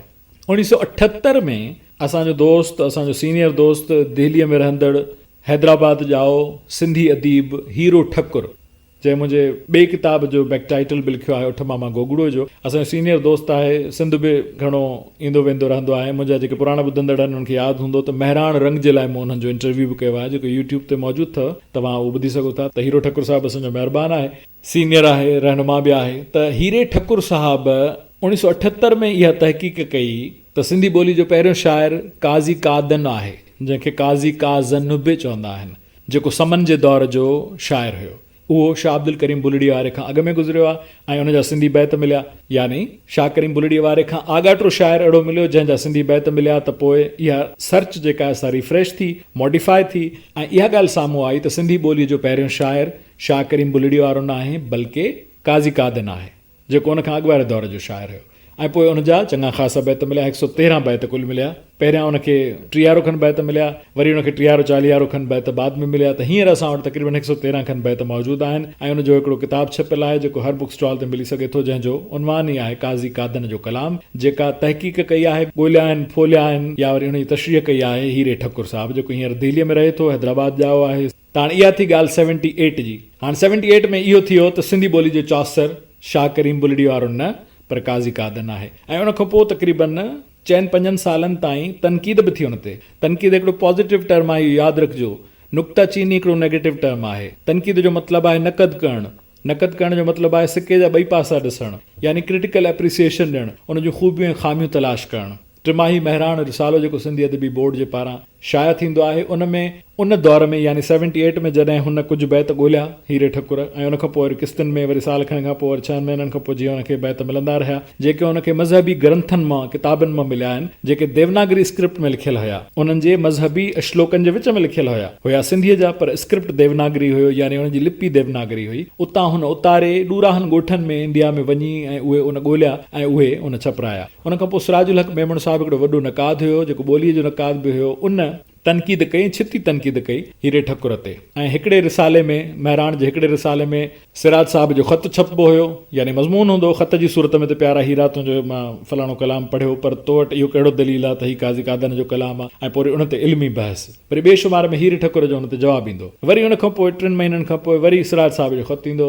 वरी ॿिए शुमार में हीरे ठकुर जो जवाबु ईंदो। यानी हिकिड़ो इल्मी बहस हुयो। ऐं उन इल्मी बहस मंझां रुॻो उन्हनि 2 आलिमनि न पिए पिरायो, बल्कि पढ़ंदड़नि बि पिरायो पए। यानी उहा तनक़ीद इन ॻाल्हि जो उजार हुई, इन ॻाल्हि जी मर पए उन साफ़ कई त वाक़ई असां सूधे संवारे ऐं नक़द करे, जीअं खोटे सिके खे असां न मिटी हणी ऐं उनखे साफ़ कंदा हुआसीं त जीअं उन मंझां मिटी साफ़ थिए, असां उनखे बाज़ार में हलाए सघूं, त उन जी उहा मिटी साफ़ कई। सम्झो सिराजुल हक़ मेमण सिराज साहिब उन जी मिटी साफ़ कई, त वाक़ई इहो कलाम काज़ी कादन जो आहे। त उन 4-5 सालनि जे थुले लेखे बहस खां पोइ इहा ॻाल्हि वाज़े थी, मुसम्मम थी। 78 खां पोइ तक़रीबन इहो 83 ताईं 84 ताईं इहा ॻाल्हि वाज़े थी त हा बाबा, सिंधी ॿोली जो चौसर या पहिरियों शाइर शाह करीम बुलड़ी वारो न आहे, काज़ी कादन आहे। ऐं उन खां पोइ उहा निसाब में शइ शामिल थी वई ऐं उहा पढ़ाइजणु लॻी त बाबा पहिरियों शाइर सिंधी ॿोलीअ जो काज़ी कादन आहे। पहिरियों शाइर सिंधी ॿोली जो हाणे शाह करीम बुलड़ी वारो न आहे, छाकाणि त काज़ी कादन उन खां अॻु वारे दौर जो शाइर आहे, समन वारे दौर जो शाइर आहे। उन खां पोइ रिसेंटली हाणे वेझड़ाई में तक़रीबन 10 खनि साल अॻु में आगा सलीम साहिब अलाह साईं कलमे जो सवाबु ॾेसि, उन तहक़ीक़ सां इहो साबित कयो त हज़रत बाबा फरीद शकरगंज, जंहिंजे बारे में मां मज़मून पढ़ण वारो आहियां, उन जो सिंधीअ में बि कलाम मौजूदु आहे। हुन उन जा उहे बैत ऐं दोहा कढिया ऐं उहो किताब जी सूरत में छपराया, जंहिंजो उनवान आहे बाबा फरीद जा दोहा। उन में हुन सिंधीअ जा हुन दोहा ॾिना आहिनि। उन जे मुक़दमे में हुन लिखियो आहे त इहो जेके सौंसदो उनजो कलाम आहे सो सिंधीअ में मौजूदु आहे, त बाबा फरीद शकरगंज जो दौरु अञा बि पुराणो आहे। जीअं मूं तव्हांखे ॿुधायो त 12वीं सदी 13वीं सदी 12वीं सदी में पैदा थिए, 13वीं सदी में वफ़ात थी थिए हुननि जी, त उहो काज़ी कादन खां बि वधीक पुराणो आहे। त उन इहो साबित कयो, उन इहो नज़रियो ॾिनो त सिंधी ॿोली जो चौसर न करीम बुलड़ी वारो आहे, न काज़ी कादन आहे, बल्कि हज़रत बाबा फरीद गंज शकर आहे। ऐं मां हमेशह आगा सलीम साहिब खे चवंदो हुयुसि, साम्हूं बि निजी महफ़िलुनि में बि ऐं फंक्शन्स में बि, त साईं हीरे ठकुर साहिब खे त सिराज साहिब जहिड़ो नक़ाद मिलियो, जंहिं हुनखे इहो साबित कराइण में मदद कई। बज़ाहिर त हुन तनक़ीद कई, पर ज़ाहिर त हुन तनक़ीद जा जवाब ॾेई हुन इहो साबित कयो त वाक़ई इहो कलाम काज़ी कादन जो आहे। त हुनखे उन जी तनक़ीद इन ॻाल्हि में हथी ॾियारी त हू इहो साबित करे त इहो कलाम वाक़ई काज़ी कादन जो आहे। त त मूं चयो साईं उनखे त सिराज साहब मिलियो। हाणे इहा ॻाल्हि साबित करण जे लाइ त बाबा फरीद शकर गंजी सिंधी ॿोली जो चौसर आहे, सिंधी ॿोली जो पहिरियों शाइर आहे, तव्हांखे बि कंहिं सिराज साहब जी ज़रूरत आहे जेको तव्हांखे मिले त यकीनन इहा ॻाल्हि साबित करे सघे थो। जीअं असां हमेशह चवंदा आहियूं त भिटाई खे त गुरबख्शाणी मिलियो पर सचल खे को गुरबख्शाणी या HT सोरले न मिली सघियो, जंहिंजे करे सचल जो दरियाफ़्त थियणु अञा बि बाक़ी आहे। सो साईं मुंहिंजा इन ॻाल्हि जो ज़िक्र इन करे कयुमि त मां तसव्वुफ़ हिकु तहरीक हिन किताब मंझां जेको मज़मून पढ़णु वञा पियो उन मज़मून जो उनवान आहे बाबा फरीद जा अशलोक। हीअ किताब ग़ुलाम हुसैन रंगरेज़ साहब जो लिखियलु आहे ऐं सिंध जे सकाफ़त ऐं सयाहत खाते हिन खे 2018 में छपरायो ऐं इंटरनेशनल सूफ़ी कॉन्फ्रेंस में हिन जी महूरत थी हुई ऐं उन इंटरनेशनल सूफ़ी कॉन्फ्रेंस में हम बि वही मौजूदु थे। न सिर्फ़ु मां मौजूदु हुयुसि बल्कि हुन जी इफ़्तिताही तक़रीब जी कॉम्पेयरिंग करण जो एज़ाज़ बि मूंखे नसीब थियो हुयो ऐं जंहिंमें हिन किताब जो महूरत थियो हुयो इफ़्तिताही तक़रीब में 2018 में। त तसव्वुफ़ हिकु तहरीक किताब जो नालो, ग़ुलाम हुसैन रंगरेज़ असांजो सुहिणो शाइर लाड़ सां मुतालिक़, मीरपुर भठोरे सां मुतालिक़, उहो हिन किताब जो मुसन्निफ़ ऐं उन मंझां जेको मां मज़मून पढ़ां पियो उन में मुख़्तलिफ़ मज़मून तसव्वुफ़ जे हवाले सां शामिल आहिनि। उन मज़मून जो उनवान आहे बाबा फरीद जा अशलोक। अचो त पढ़ूं।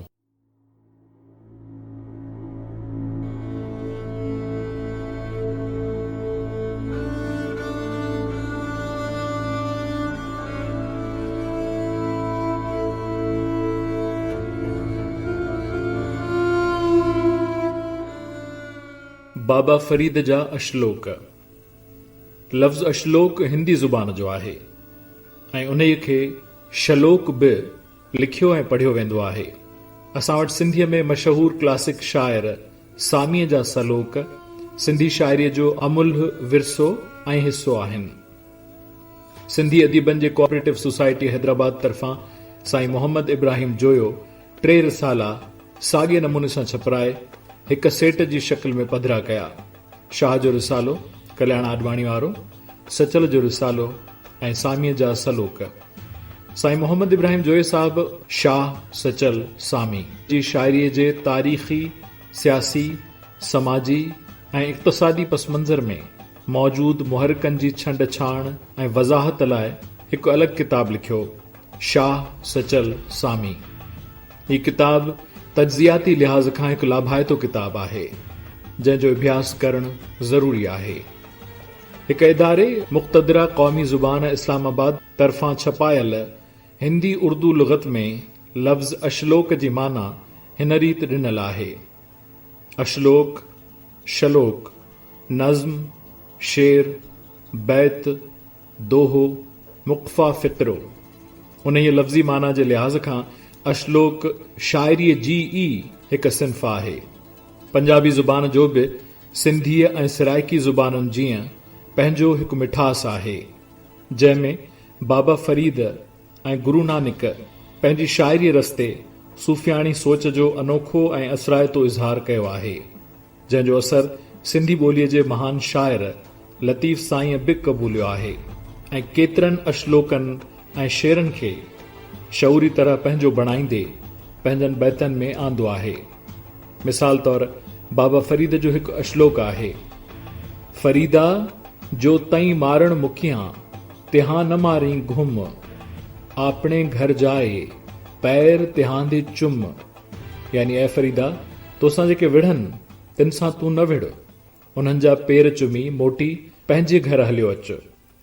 लतीफ़ साईं साॻे ख़्याल खे हिन रीति इज़हारियो आहे: हू चवनी तूं मचओ वातां वराए, हू चवनी तूं मचओ वातां वराए, अॻु अॻराई जो करे ख़ता सो खाए, पांद में पाए वयो कीने वारो कीन की। तसव्वुफ़ सां ताल्लुक़ रखंदड़ आलिमनि ऐं शाइरनि जी सोच यूनिवर्सल आहे ऐं उहे ख़ारिज यानी ॿाहिरि बजाए बातिन यानी अंदर जी ओजर खे अहम समझंदा आहिनि। बाबा फरीद बि हिकु अशलोक में उन जी फ़िक्र खे हिन रीति बयानु करे थो: फरीदा जे तूं अक़ुल लतीफ़ काली लिख न लेख, फरीदा जे तूं अक़ुल लतीफ़ काली लिख न लेख, आपणे गिरेवान में सिर नेवा कर देख।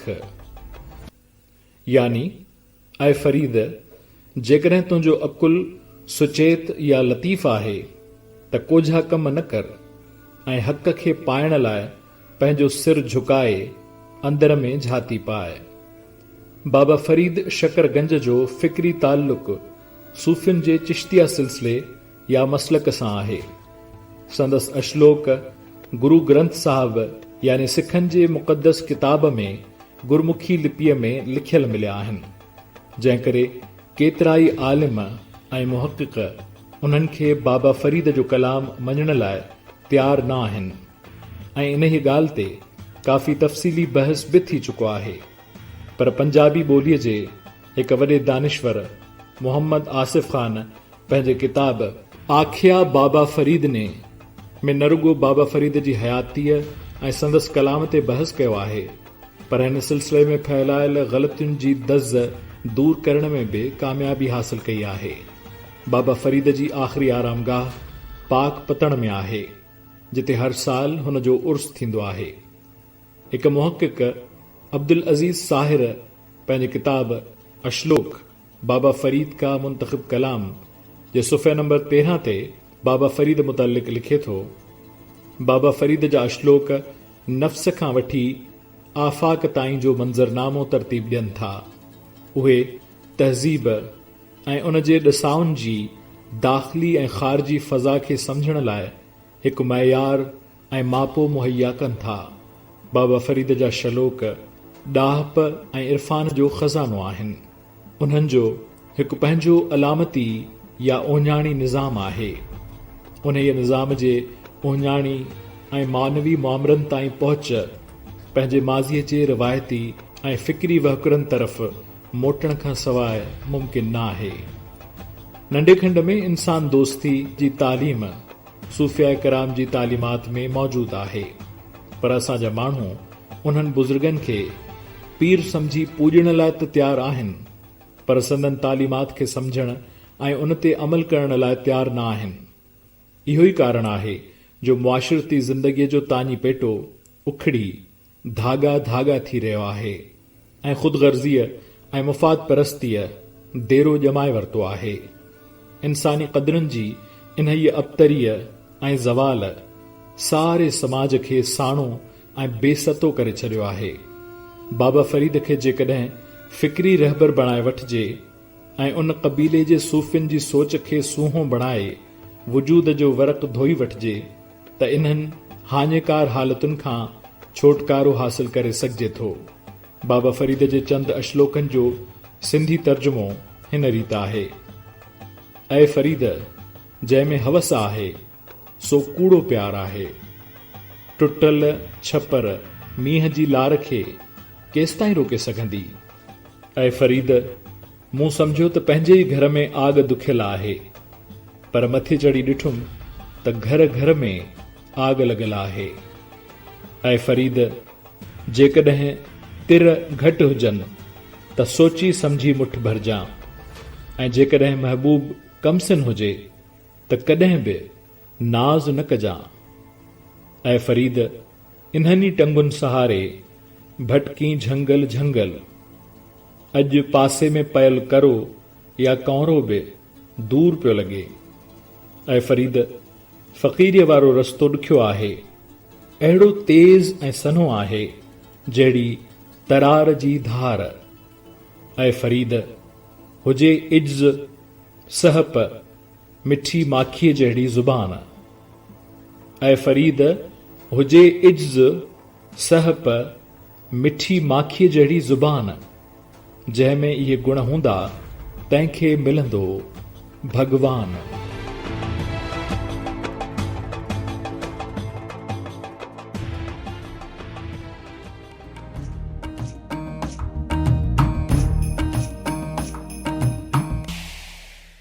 जी साईं, मुंहिंजा बाबा फरीद जा अशलोक, इहो हुयो मज़मून जो उनवान। किताब हुयो तसव्वुफ़ हिकु तहरीक, लेखक आहे साईं ग़ुलाम हुसैन रंगरेज़। अलाह साईं हुनखे सिहत सां वॾी हयाती ॾे।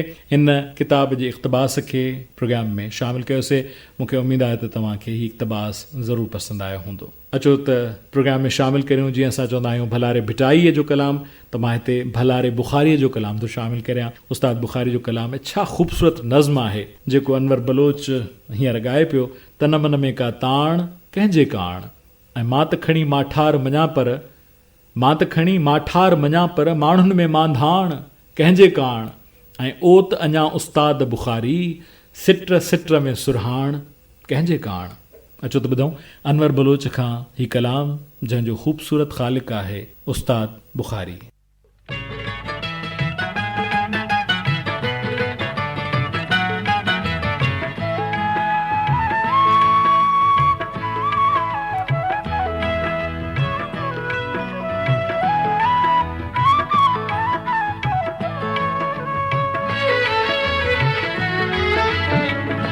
तन मन में का तार, तन मन में का तार कहजे काण, तन मन में कहजे काण, तन मन में, तन मन में का तार, तन मन में का ताण।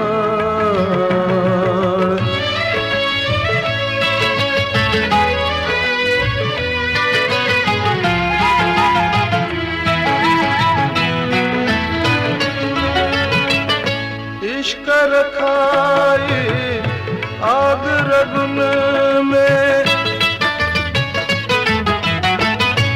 इश्क रखाई आग रगुन में, अखरुन में आला, तन मन में का ताण कहजे काण, तन मन में, तन मन में का ताण।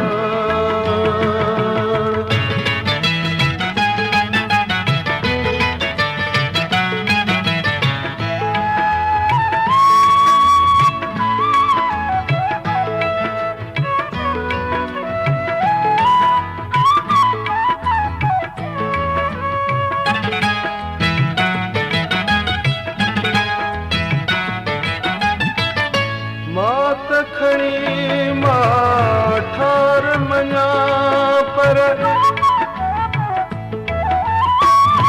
मात खणी माठार मञा पर, महफिल में माधान, तन मन में का ताण कहजे काण, तन मन में, तन मन में का ताण।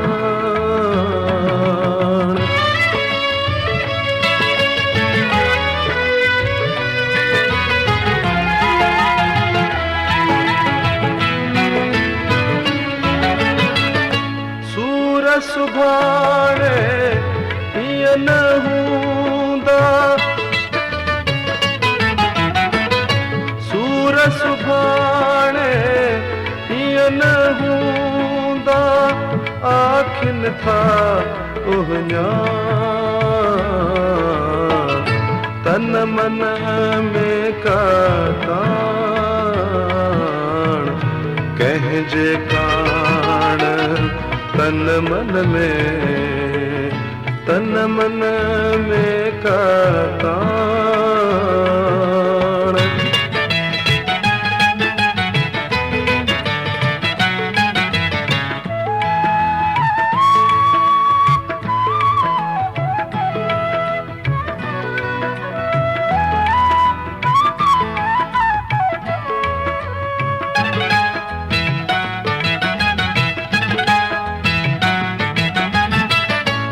ओत अञा उस्ताद बुखारी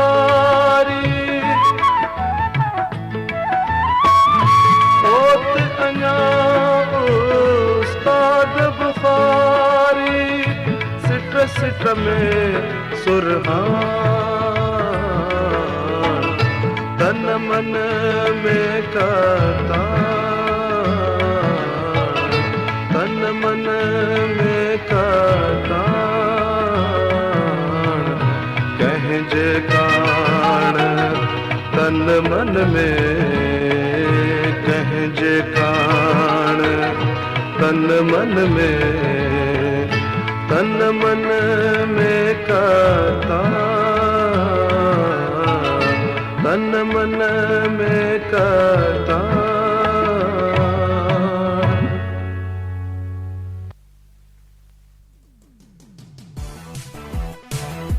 आऊं आहियां यूनिस महर ऐं अमी ॿुधी रहिया आहियो सिंध जे सकाफ़त जे सूंहं सां सिंगारियल मुंहिंजे पसंदि जो प्रोग्राम सूरज शाखूं कढियूं।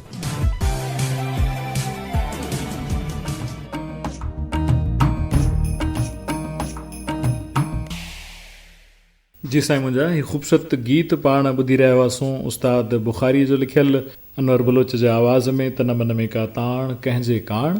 प्रोग्राम सूरज शाखूं अमां जी ख़िदमत में radio voice of Sindh London तां असीं पेश करे रहिया आहियूं। उस्ताद बुखारीअ जो हिकु अहिड़ो दोस्त जूनियर दोस्त शाइर मक़सूद गुल जंहिंजे 1991 में छपियल किताब रत बिना राबेल जे बैक टाइटल ते मक़सूद गुल जो तारुफ़ लिखंदे उस्ताद बुखारी पंहिंजो कतो उन जे नज़र करे थो, पंहिंजो चौस्ट्रो उन जे लाइ लिखे थो, जंहिंमें चवे थो त हक़ीक़त गुल जी बुलबुल खां ॿुधणु घुरिजे, हक़ीक़त गुल जी बुलबुल खां ॿुधणु घुरिजे, तारुफ़ समुंड जो तूफ़ान खां पुछ, ख़ुदा आहे ख़ुदा शैतान शैतान आ, पतो इंसान जो इंसान खां पुछ। सो पतो इंसान जो इंसान खां त पुछियोसीं, पर पतो उस्ताद जो गुल खां था पुछूं, छाकाणि त उस्ताद जे कलाम खां फ़ौरन पोइ मूं वटि लाइन अप थियल आहे मक़सूद गुल जो ख़ूबसूरत नज़्म जंहिंजो उनवान आहे वक़्तु गुज़रे नथो। इहो किताब रत बिना राबेल जे सफ़े नंबर 109 ते छपियल नज़्म आहे ऐं उनजो हिकिड़ो जेको बंदु आहे मां तव्हांजी ख़िदमत पेश करियां थो, जेको हिन गीत में ॻायल कोन्हे को।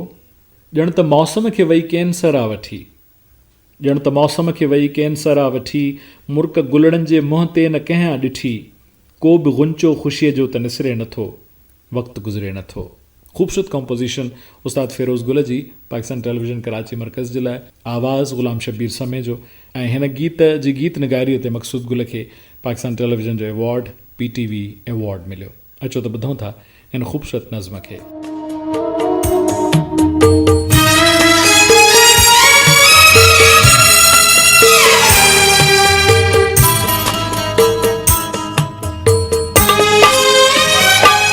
वक्त गुजरे न तो,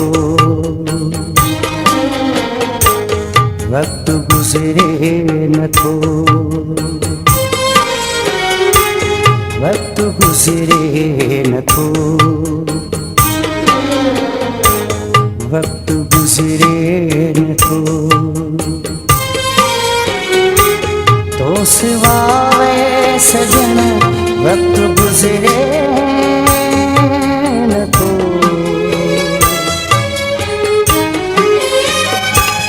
वक्त गुजरे न तो, वक्त गुजरे न तो।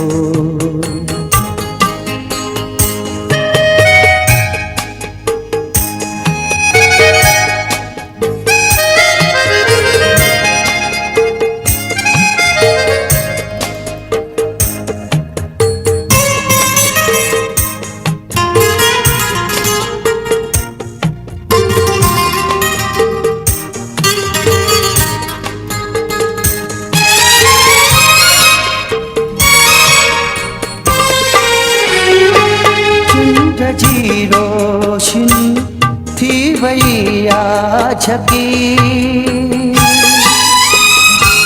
सूंह तारनि खां ॼण खसे आवती,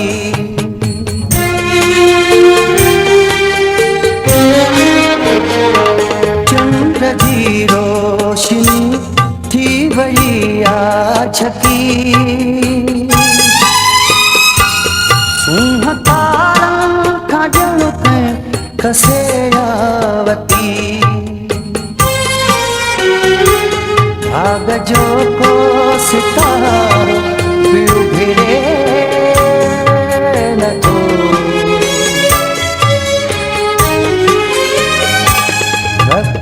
गुज़रे न थो वक्त गुज़रे न थो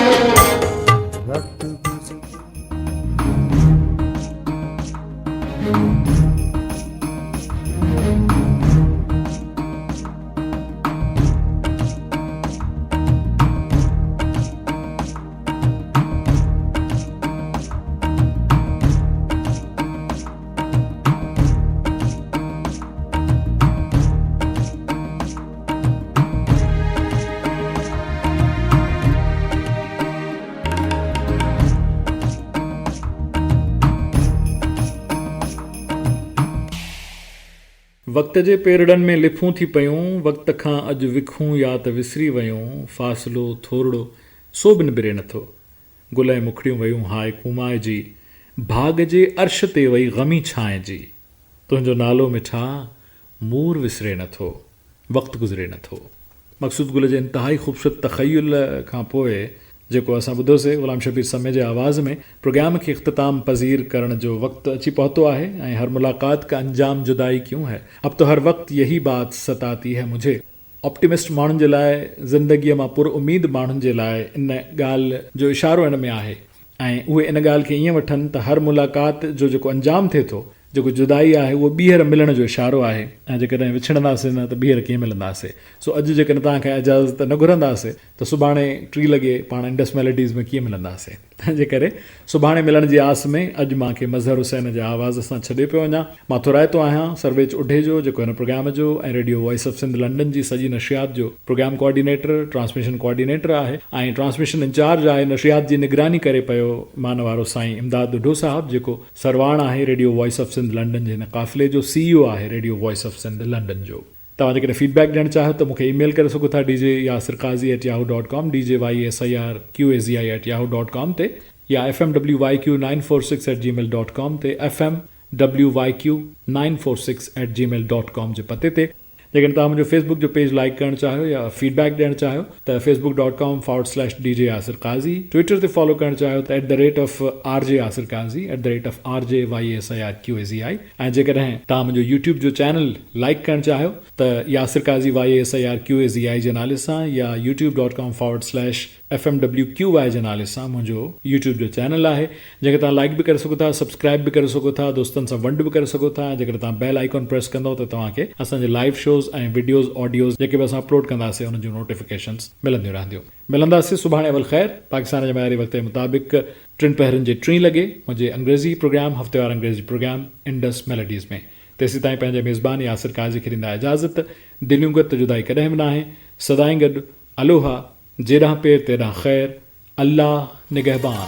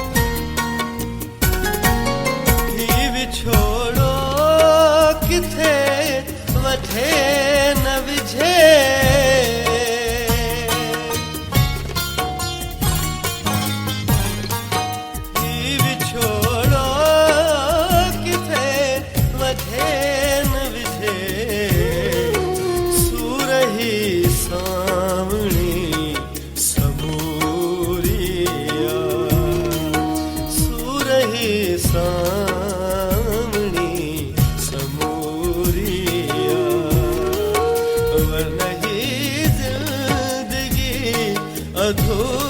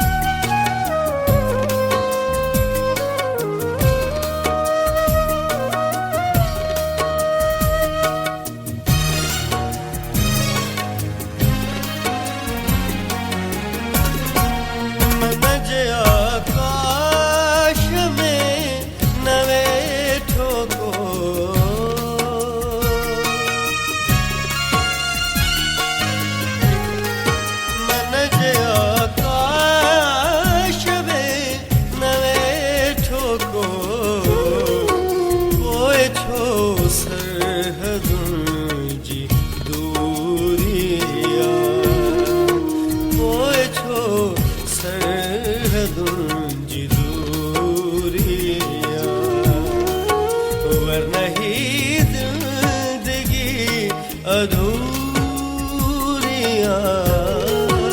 वरही जिंदगी अधूरियां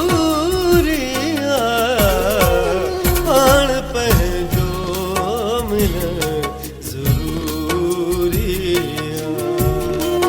पाण पंहिंजो मिलन ज़रूरियां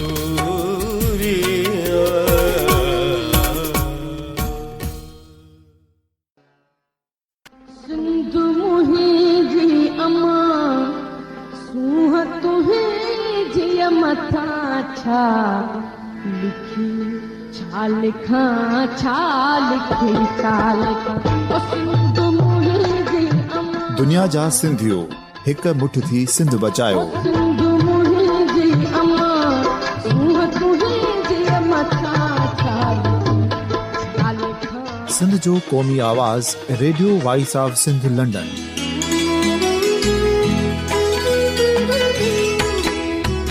radio voice of Sindh London पंहिंजी नशरियात में सिंध जी सियासत, समाज, इक़्तिसादियात, तारीख़, क़ौमी उमंगुनि ऐं इख़्लाक़ियात मुतलिक़ सिंध जी हक़ीक़ी तर्जुमानी कंदे प्रोग्रामनि खे असराइतो बणाइण लाइ सिंध जे घण घुरनि ऐं धरतीअ सां प्यार कंदड़ अदीबनि, दानिशवरनि, सहाफ़ियुनि, उस्तादनि, वकीलनि ऐं हर तबिके जे मानवारनि सजणनि खे सिंध में शऊरी इनक़लाब लाइ सहकार जो सॾु ॾियूं था। अचो त गॾिजी सूफ़ियुनि ऐं संतनि वारी सिंध जो ओज हिक मुठ थी वरी वापसि आणण वारे सफ़र जा साथारी बणिजऊं।